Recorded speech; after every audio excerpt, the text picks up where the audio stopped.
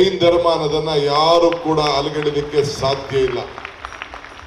ಅಂತ ಒಂದು ಪವಿತ್ರವಾದಂತ ಅಹಿಂಸೆಗೆ, ಸತ್ಯಕ್ಕೆ, ತ್ಯಾಗಕ್ಕೆ ಮತ್ತೊಂದು ಹೆಸರು, ಮತ್ತೊಂದು ಧರ್ಮ ಜೈನ ಧರ್ಮ ಅನ್ನೋದನ್ನ ನಾವೆಲ್ಲ ಕೂಡ ನಮ್ಮ ಭಾರತದ ಸಂಸ್ಕೃತಿಯಲ್ಲಿ ನಾವೆಲ್ಲ ಒಪ್ಕೊಂಡಿದ್ದೇವೆ.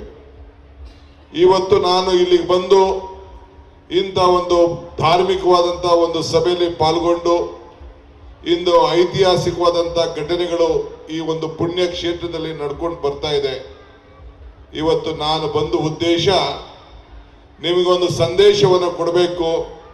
ಈ ಡಿ.ಕೆ. ಶಿವಕುಮಾರ್ ಯಾವಾಗಲೂ ಕೂಡ ಈ ಧರ್ಮದ ಜೊತೆಯಲ್ಲಿ ಉಳ್ಕೊಳ್ತಾನೆ, ಜೊತೆಲಿ ಇರ್ತಾನೆ ಅನ್ನೋ ಮಾತನ್ನ ಹೇಳಬೇಕು ಅಂತ ಹೇಳಿ ನಾನು ಇಲ್ಲಿಗೆ ಬಂದಿದ್ದೇನೆ.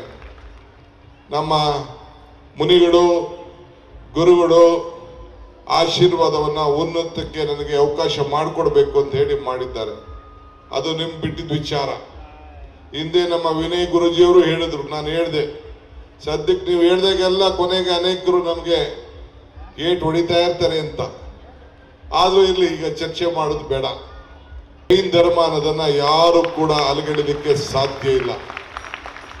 ಅಂತ ಒಂದು ಪವಿತ್ರವಾದಂತ ಅಹಿಂಸೆಗೆ, ಸತ್ಯಕ್ಕೆ, ತ್ಯಾಗಕ್ಕೆ ಮತ್ತೊಂದು ಹೆಸರು, ಮತ್ತೊಂದು ಧರ್ಮ ಜೈನ ಧರ್ಮ ಅನ್ನೋದನ್ನ ನಾವೆಲ್ಲ ಕೂಡ ನಮ್ಮ ಭಾರತದ ಸಂಸ್ಕೃತಿಯಲ್ಲಿ ನಾವೆಲ್ಲ ಒಪ್ಕೊಂಡಿದ್ದೇವೆ. ಇವತ್ತು ನಾನು ಇಲ್ಲಿಗೆ ಬಂದು ಇಂಥ ಒಂದು ಧಾರ್ಮಿಕವಾದಂಥ ಒಂದು ಸಭೆಯಲ್ಲಿ ಪಾಲ್ಗೊಂಡು ಇಂದು ಐತಿಹಾಸಿಕವಾದಂಥ ಘಟನೆಗಳು ಈ ಒಂದು ಪುಣ್ಯ ಕ್ಷೇತ್ರದಲ್ಲಿ ನಡ್ಕೊಂಡು ಬರ್ತಾ ಇದೆ. ಇವತ್ತು ನಾನು ಬಂದ ಉದ್ದೇಶ ನಿಮಗೊಂದು ಸಂದೇಶವನ್ನು ಕೊಡಬೇಕು.